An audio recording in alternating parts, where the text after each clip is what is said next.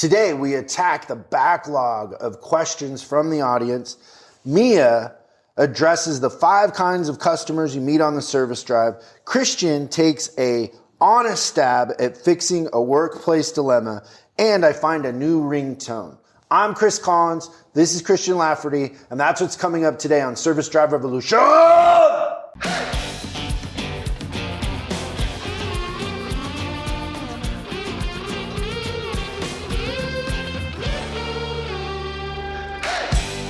Christian, explain your t-shirt. Yeah, so this is an homage to the first law. Christian, explain what homage means. That means it's a tribute of sorts. I don't like when you question the words that I use because sometimes It's big words. It's a big community college word. It really is. A couple of years at community college. So your shirt is an homage, a tribute to... the first law of leadership. Oh, the 17 laws of leadership. The first of 17 laws of leadership, and possibly the most important law. So we just added the 17 laws of leadership to our online training, to our on-demand. I have to say, it's probably my best work ever. I'd agree. I labored. I gave a piece of my soul to that. I tortured myself. Yeah. You would have thought I was having a baby or something. Yeah, you were definitely into the character of it. Like it was a lot of work. Ever since then, I've been walking around the office just randomly killing people. Because isn't one of the laws kill or... Yeah, kill. Murder line. Murder line for sure. There was. But the first law of the 17 laws ends up being the most important law. Hands down. And they are in order of importance. Agreed. And you would think, that was the hard part of recording them, is you would think, well, once you're past the first 5, if they're the most important, like, what's great about, 6 Law through 14, right? Yeah, but it ends up it's pretty good. Yeah. The most important ones early, the most entertaining ones later, maybe? Yeah, I would say that the first 5 are really heavy. Like you have to get your mind right with the first 5, and then you can really appreciate the other 12. Yeah, I was very aware when I was creating it that the time spent on the later laws needed to come down. Like, it had to be punchier, snappy, and kind of end on a boom, boom, boom, boom. Yeah, it'll change the way that you... Like a Keith Moon drum solo. Do you know who Keith Moon was? Yes, from The Who. Oh, wow. That's surprising. Yeah, that you know. world famous drinker in addition to phenomenal... Anyways, law number 1. Basically, I control the weather means I'm God. Yeah. Did I tell you that I laid Maslow's hierarchy of needs over that chart? You did. It's crazy, right? It's pretty awesome. I didn't make that connection until you pointed it out. I was like, oh yeah, that's pretty cool. You know our friend Mia, the TikTok star? I'm well aware of Mia. What is her name on TikTok? The what? Chaotic Feminist. The Chaotic Feminist. We had her on, we interviewed her, and I think she's great. I think she's hilarious. I wish that I knew how to do TikTok videos like that. Yeah, she's good. She's really good. We've asked her to contribute to the show, and she made a video for us, which I think is hilarious, and it's great.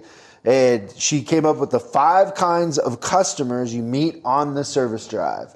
So here's Mia with the 5 kinds of customers you meet on the service drive.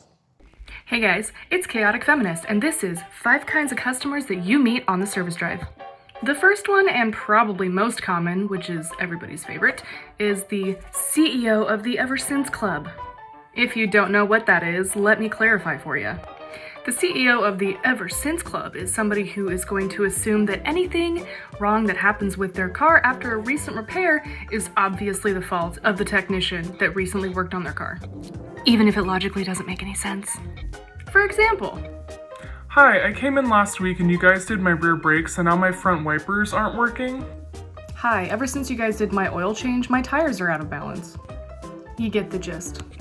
I'm not saying that certain issues can't be caused by a recent visit to the dealership or to an independent shop, but maybe use your brain a little bit first before just assuming that the technician broke something. If you really are concerned that the recent repair or maintenance that you had done could have caused an issue, this is how you should handle it in the future. Hi, I was in recently to have my brakes done, and now my front windshield wipers aren't working. Is there a time that I could come in to have somebody take a look at it to see if it's related at all? I'm a genius. The next customer is the everything is under warranty.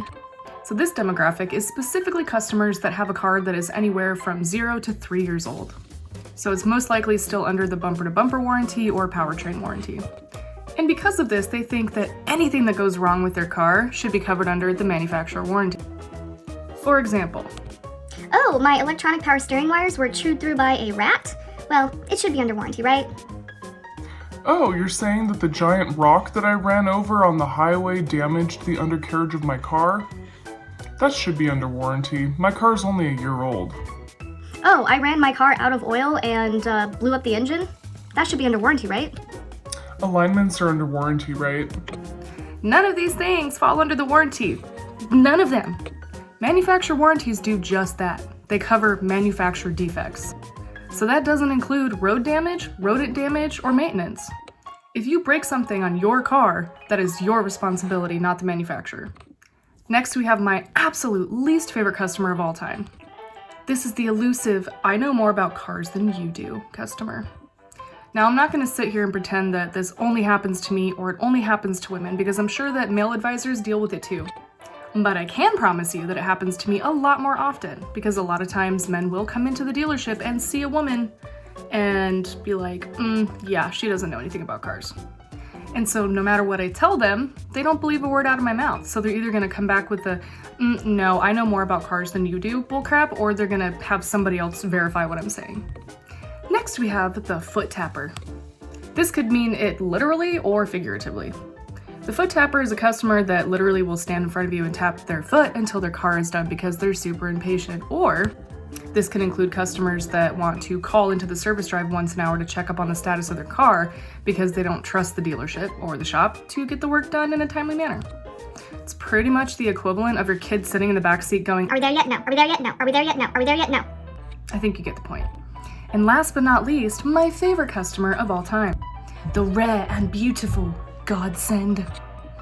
This customer does not happen often. This is a rare kind of person who comes in and drops their car off and is super relaxed and super chill and doesn't have insanely ridiculous expectations of the repairs being done on their car.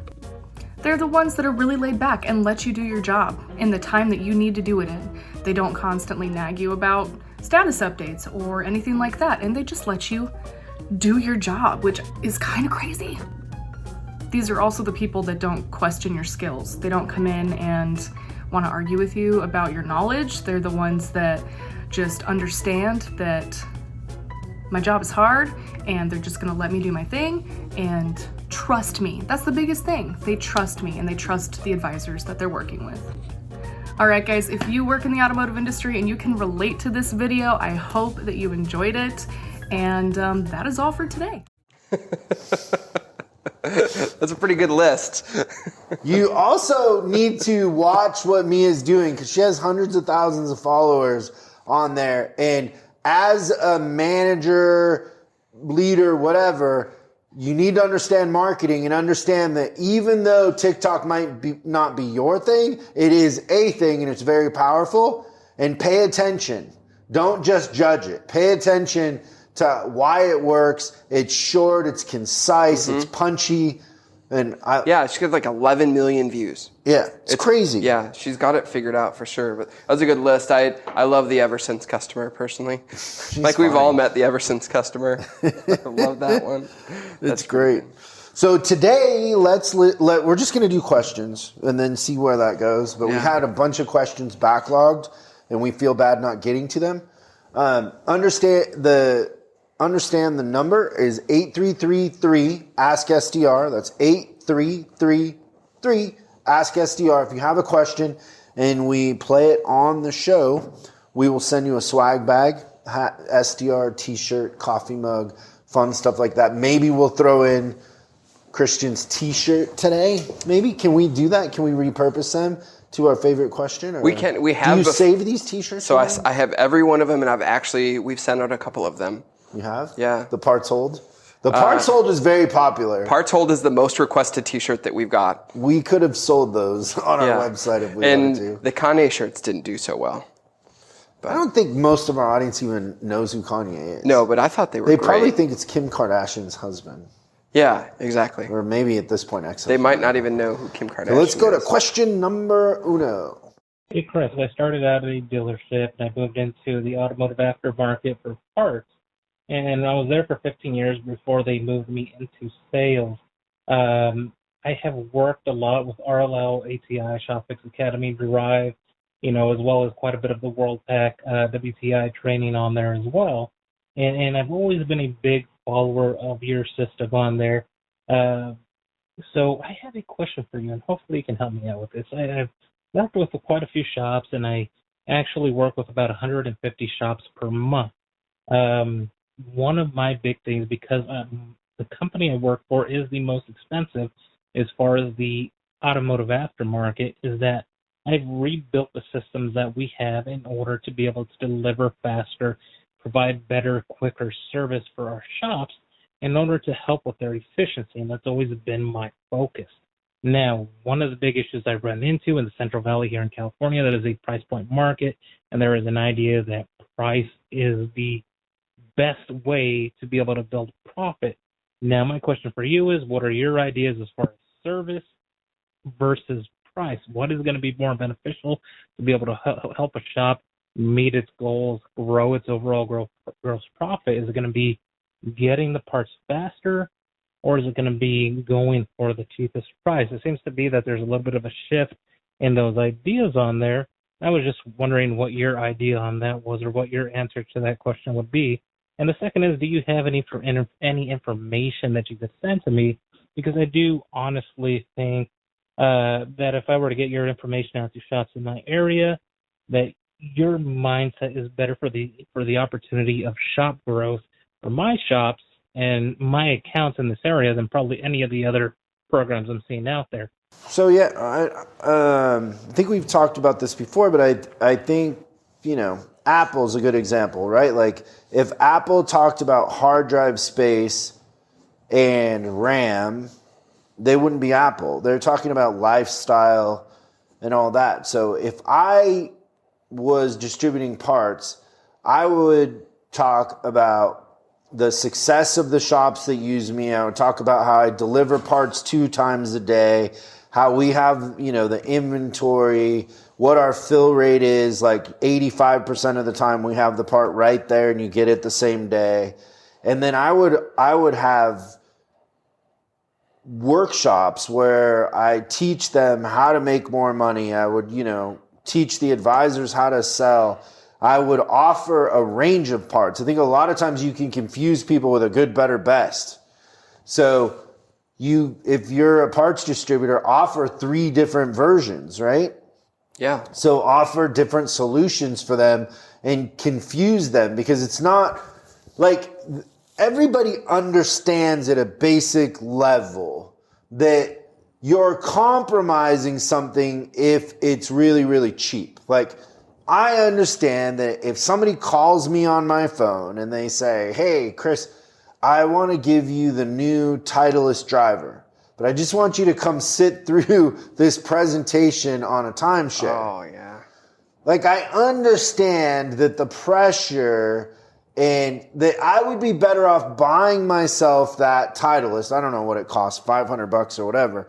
I'd be better off just buying it for myself than sitting through that presentation. I also know that if I get an oil change for $14.95, that filter probably isn't something I want on my car. It's paper, it's garbage, right?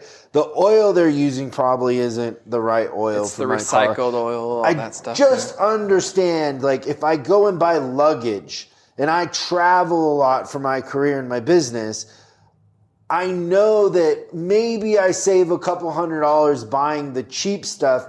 But 2 months later, after the guys who don't care at the airport have hawked that thing over and over again, I'm going to end up having to buy luggage 3 times for 1 set of good luggage, right? Yep. I mean, so in any scenario, just the general population understands that there is a compromise when you go so far into the price that it's going to affect the quality, it's going to affect the service of whatever it is you're buying.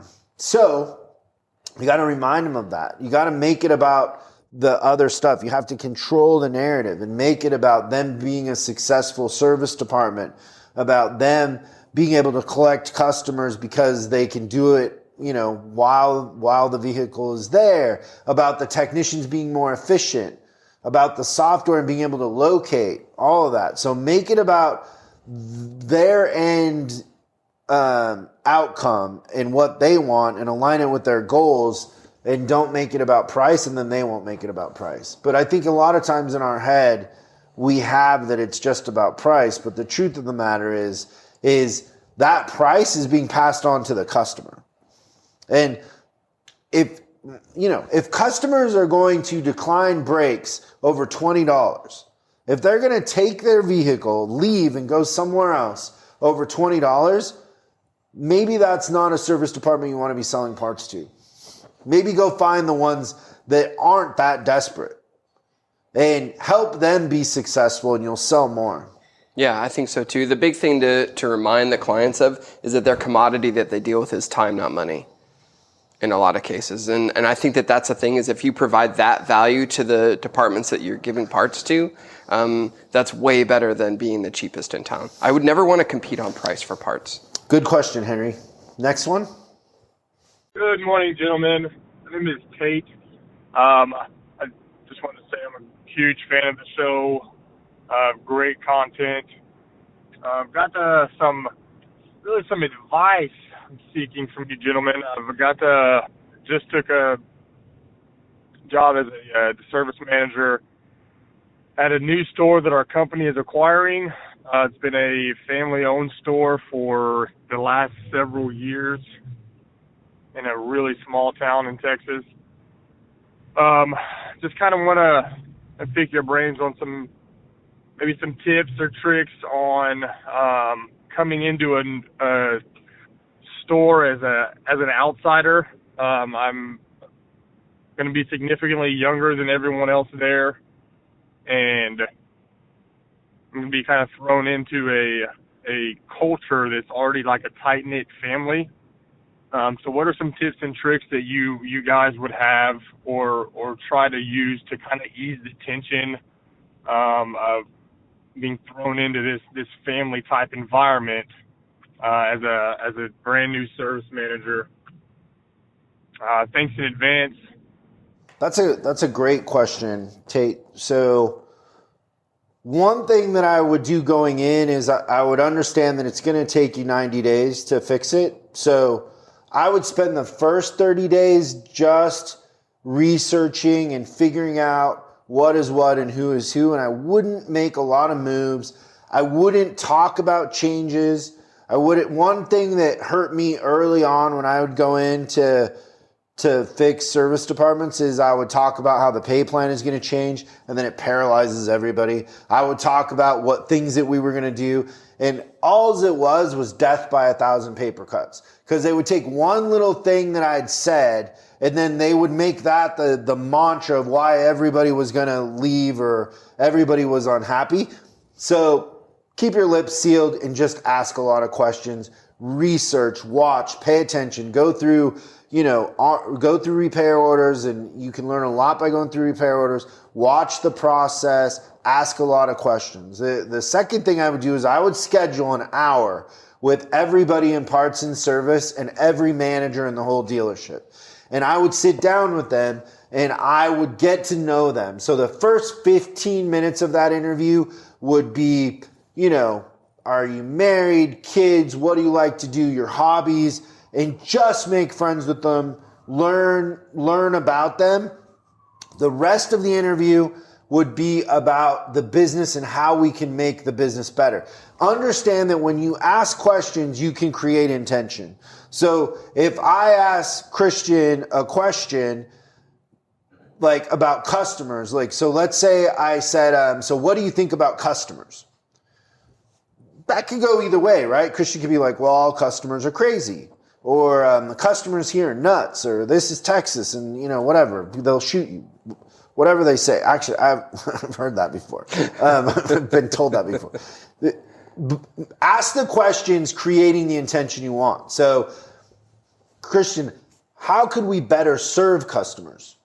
See, there's a big difference. I'm implanting the intention into Christian, and I'm framing how he's going to respond. So I'm not leaving him a lot of room to wiggle. So if I'm talking to a technician, I would say something like,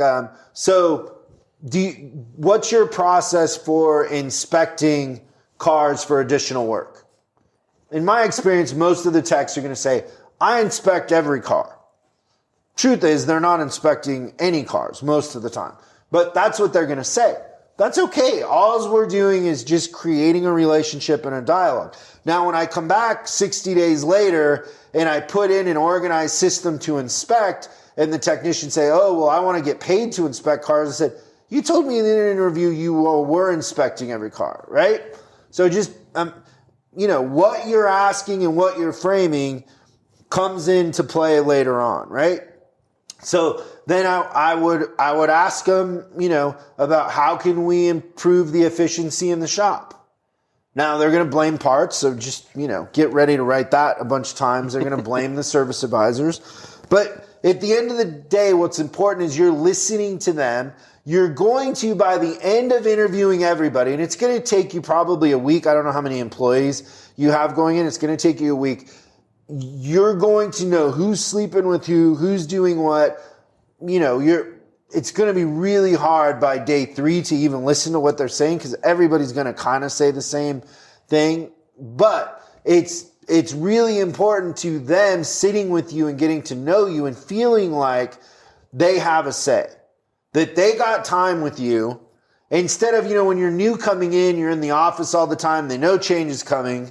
They know that you're going to change stuff because you wouldn't be there if you weren't going to change stuff. Break that ice and just sit down with them right away, one-on-one, and put it all at ease. Like, hey, I don't know what, they'll say, are you going to change my pay plan? Are you going to, they know what's messed up. So they'll suggest different things and just say, oh, I don't know. I'm just asking questions. I don't, even if you know what you're going to change, don't tell them that you're going to change it. You'll find that the shuttle driver, the cashiers, anybody answering the phone or lot attendants, they know more about what's going on than anybody else. They know which advisors suck. They know who doesn't call who back. They know why customers complain because they're on the front lines and they see it, right? So the shuttle driver that's taking customers home all the time knows everything. Oh, they hear it all, don't they? Yep. And so just spend the first 30 days watching, listening, going through paperwork.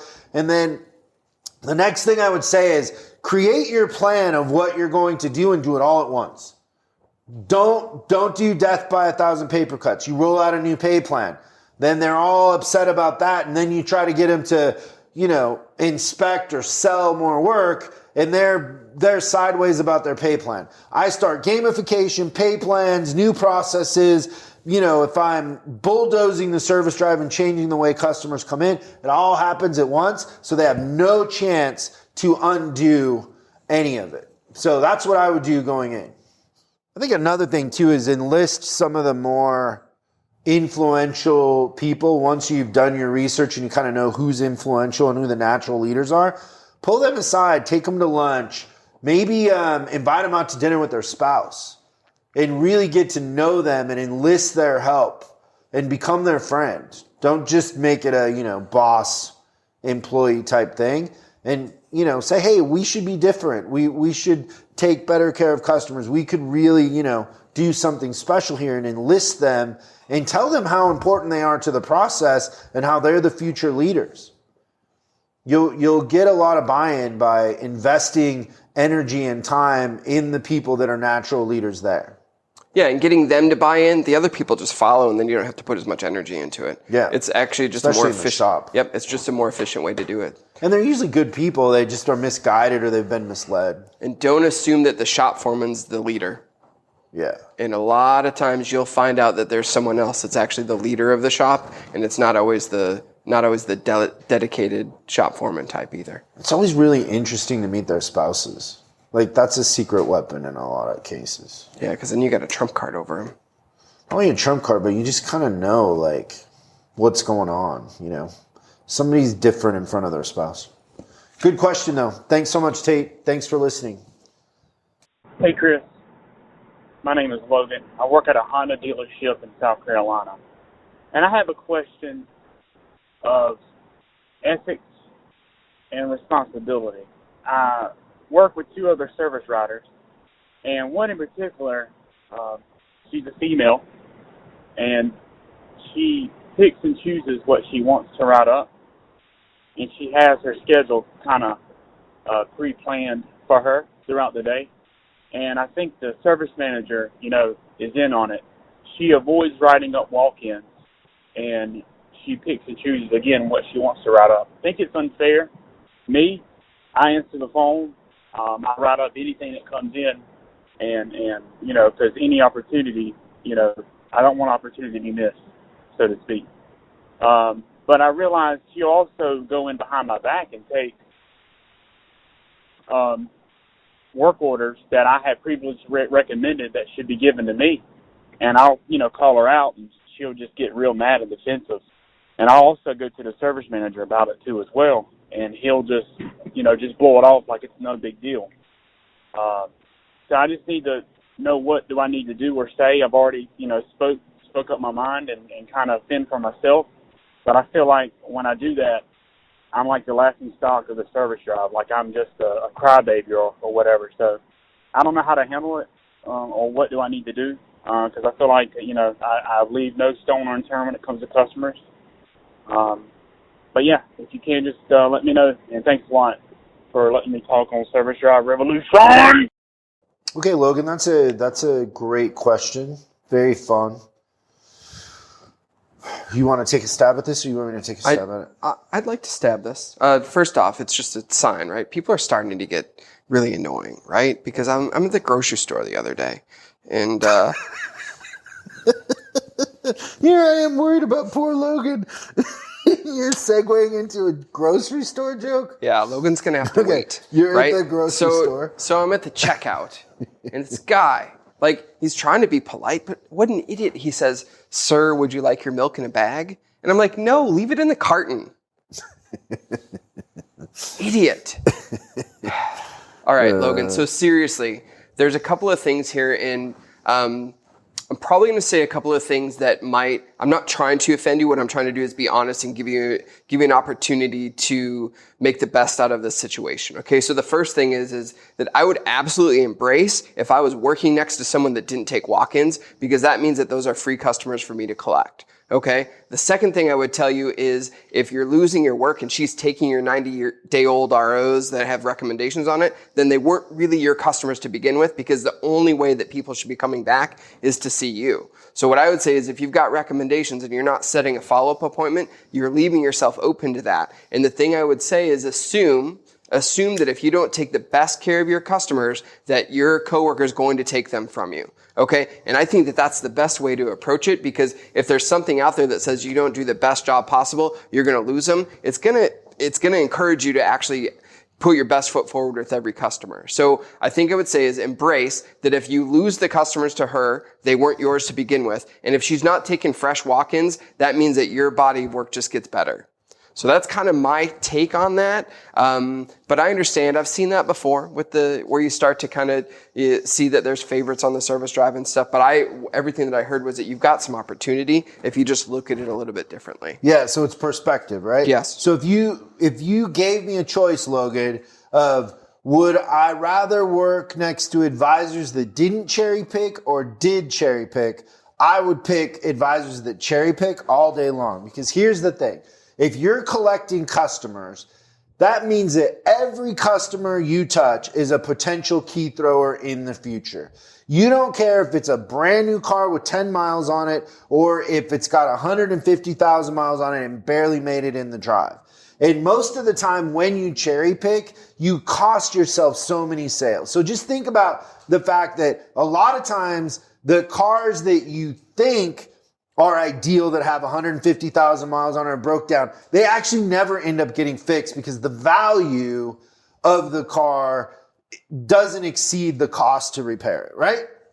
And oftentimes you stumble into things on cars that maybe from the outside look like they're not ideal and there isn't anything wrong with them. Like I remember being a service advisor and customers not wanting to write these new Jettas one day, and they were all hydro-locked. They were night jobs, and they were all hydro-locked, and they were $15,000 engine jobs on all three of them because we'd had flash flooding, and the customers had driven them through. And so you just never know. I don't know how many times I've walked it up on cars that are in warranty and it ends up being a $20,000 warranty job. So your role as a service advisor is to collect customers, and you are being handed as a gift an unfair advantage by working next to somebody who cherry picks. Also understand that advisors that cherry pick, they spend so much time worrying about cherry picking that they're really, really ineffective and inefficient. And then one thing I want to send you, we're going to call you and get your address. I want to send you our advisor logbook, because in the back of that, we have something called a piggy bank. And every time you recommend something that's declined, I want you to write it in your piggy bank, and I want you to call those customers 30 to 45 days later. And on there's like a little room to write like, hey, the customer, had a cast on. And so I just want you to call them and just say, hey, Christian, I was thinking about you. Did you get your cast off? I sure did. Now, I was looking. We have time this week to take care of your brakes on the car. Do you want to bring it in this week and get that done? Yeah, I totally forgot about needing brakes. And to Christian's point, like, they weren't yours to begin with if they're asking for her.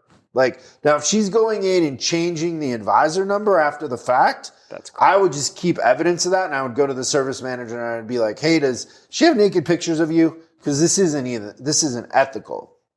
And I would, very clearly make my point black and white that, that's just it's not fair and it's unethical. But you can reframe the way you see this and your approach. This is a gift being handed to you, and hope your boss hires more advisors like her, because take it. Answer the phone. Like you said, you answer the phone, you don't cherry pick, then what are we talking about? It's opportunity. Let her cherry pick all day long. You will crush her in numbers. And eventually over time, if you're petting the dog and connecting, you're going to have so many key throwers, it won't matter. But when you're collecting customers, we're not saying we collect customers that fall in this demographic. Everybody is collectible. Yep. No matter what. So great question. Thank you so much, Logan. We're going to send you our advisor workbook, logbook is what we call it. And use the piggy bank, bro. It'll help you. Hey, good afternoon. My name is Chris Ford, currently the service manager at a Honda store. And my question is, if my average technician cost is $21 an hour and my weighted cost is $22.60, and I give a raise that is equal to an average of $1.25, which brings my new average cost to $22.25 and my weighted cost to $23.85, how much does my effective rate need to go up to retire the $1.25 increase in cost and still hold 77% gross profit? Thank you so much, and love to hear an answer.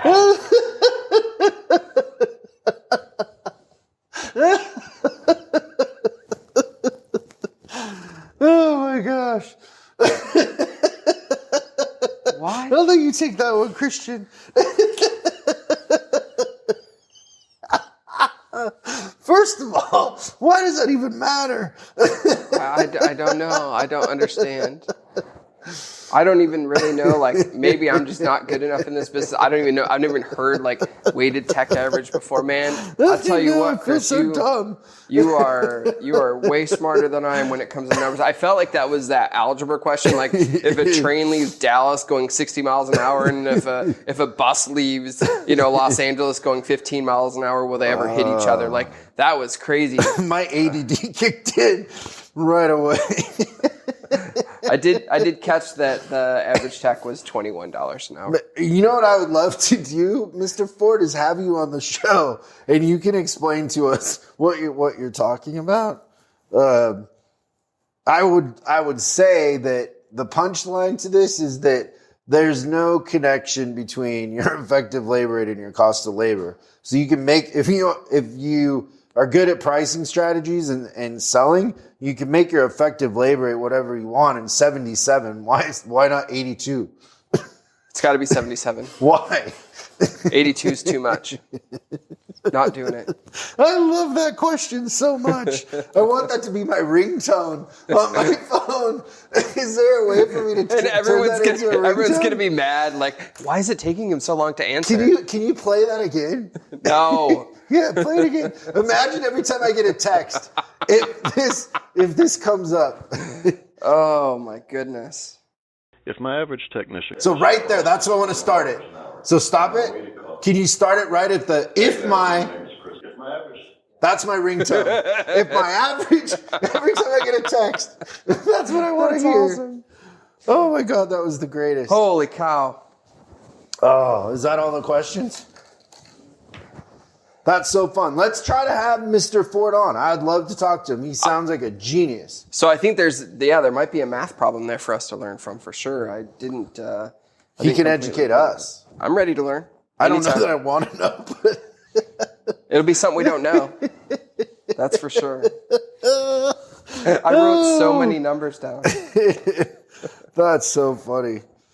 Oh my gosh, that's the best. That's a great one to end on. Yeah. Well, we hope everybody has a great week. Thank you so much for joining us. We appreciate it. We will see you next time on Service Drive Revolution. Thanks so much for watching this episode of Service Drive Revolution. We're uploading new stuff every day, so make sure you subscribe and click the bell icon so you don't miss out. If you have a question you'd like us to answer on the show, call 8333-ASK-SDR and we'll answer your question on the show. That's 8333-ASK-SDR. For special deals on our books and training, head over to offers.chriscollinsinc.com. Now that's offers.chriscollinsinc.com. I'm Chris Collins, and I'll see you in the next video.